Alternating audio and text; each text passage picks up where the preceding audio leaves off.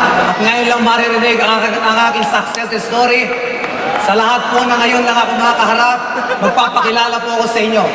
I'm Mike Macron, isa sa pinakamayaman na ginawa ng AIM Global. Para po mas maganda ang connection natin, magpakilala ko ng toro sa inyo. I'm from Indan. Ang bahay po namin malapit lang sa Tagaytay. Kung mabilis kang tumakbo, 15 minutes lang sa Tagaytay ka na. Who cares? Pagka-graduate ko ng college, nagtrabaho agad ako. Ang first job ko po, naging auditor ng isang malaking company. Auditor ng Tagaytay Highlands International Gold Club Incorporated. Masaya po maging auditor. Kasi ino-audit mo ang ginagawa ng yung mga managers, kaya takot sila. Kaya lang nakaka-boarding maging auditor. 8 to 5 papasok ka, puro computer, puro papers. Patikit sa lahat, kaya nakaka-board yung mga kasamahan kong babae, hindi naman kagandahan ang mukha, babati pa sa'yo. Good morning, Mike. Anong morning ang pangit mo? Ayaw ko po ng pangit kasama. Yan mga, nung na-board na po ako maging auditor, nag-apply po ako sa SM. Sino na po nakapunta ng SM? Nakakita ng SM. Narinig na may SM. Nag-apply po ako sa SM. Siyempre, dahil ako'y gwapo, natanggap agad.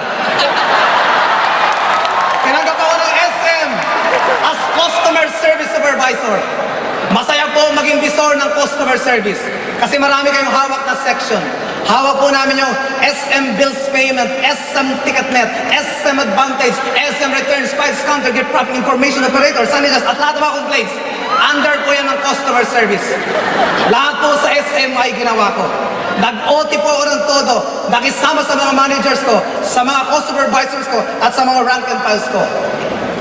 Ako po ay lahat ng trophy na pwede mo matanggap sa SM ay nakuha ko.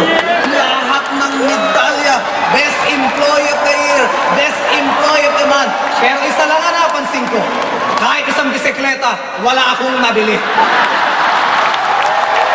Kaya wala ko naman lahat. Nagsipag ako at nangangarap na one day makukuha ko ang aking pangarap. Dahil isang araw ay magiging manager ako. Pero nagkamali ako. Until one day. Isa po sa mga rank and file ng SM ay nanlilisik ang mata. Gigil na gigil, tanghali tapat at bumabati sa akin. Sir! Good morning! Anong morning? Tanghali na. Sir, sa negosyo namin ay laging morning. At sir, umating ka ng seminar at yayaman na tayo. Anong yayaman? Iyong Meralco mo, bayaran mo muna. Putulang tuang ang ilaw sa bahay mo. Kinukulit ako umaten ng seminar. Umaten nga ako. Almost 7 years ago. Tandang-tanda ko po na umaten ako ng seminar. Ang speaker that time ay estudyante lamang. Third year college. At ako po ang napagtripan. Ang sabi sa akin, ako po ay nakabarong nung umaten ng seminar.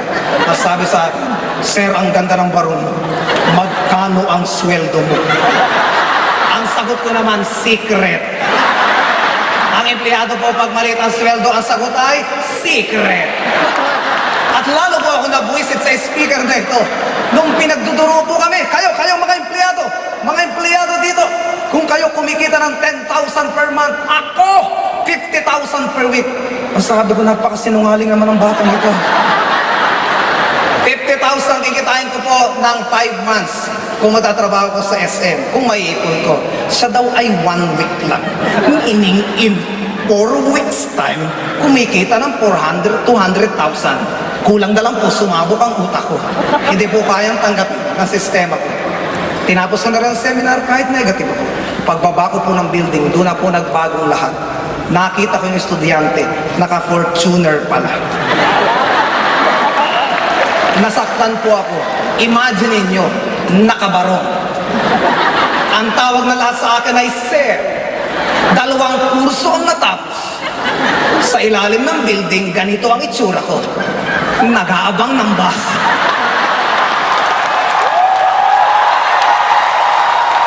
Samantala ito estudyante, naka-Fortuner na. Kaya nilapitan ko na po, binabahan ko na yung pride ko. Sabi ko ay tutoy pa rito ka. Ano ang ginawa mo? Ano ba ang dapat kong gawin para yumaman din akong gagaya mo?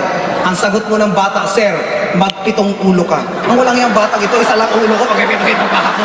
Hirap na nga ako sa isa. And the rest history. And ginawa ko pong AIM Global. Ano po ang nangyari sa akin? In my 2 months time, nakabili po ako ng Honda Civic na kotse. May palapakan nyo naman. In my 5 months time, nakabili po ako ng condominium. Palapakan nyo naman. At nagsunod-sunod na po siya. Nakapagpatayo po ako ng malaking bigasan, bigay ko lang sa nanay at tatay ko. May palapakan nyo naman yan. Teka muna, bakit ko ba kinikwento ang tungkol sa nanay ko at sa tatay ko? Mga kapatid, hindi ko magagawa ang lahat ng yon kung wala akong pera. You cannot give what you do not have. Aminin ko po sa inyo, mga distributors ng M Global, lalo na yung mga bago pa rito. Noong first year, second year ko pong ginagawa ang M Global, sobrang busy ko po, sobrang hirap po ako. At higit sa lahat, nakakalimutan ko minsan ang time para sa parents ko. Pero, nung ginawa ko po ng todo ang AIM Global, nabago ang lahat. Nabago ang lahat ng sitwasyon sa family. Well,